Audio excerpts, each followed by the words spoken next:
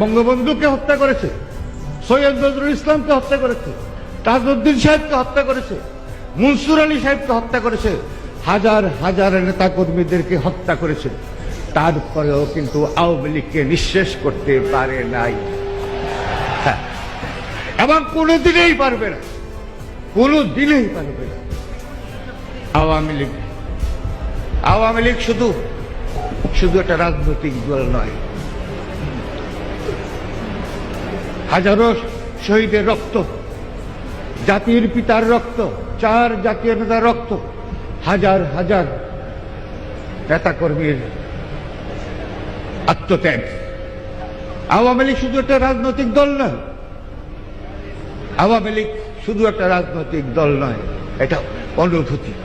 এই হাজারো হাজারো বঙ্গুর রক্ত, 4 জাতির নেতৃত্ব, ভাষা আন্দোলনের রক্ত, স্বাধীনতা আকারের রক্ত, সেই অনুভূতি, এই অনুভূতি সৃষ্টি হয়েছে নাম আওয়ামী লীগ।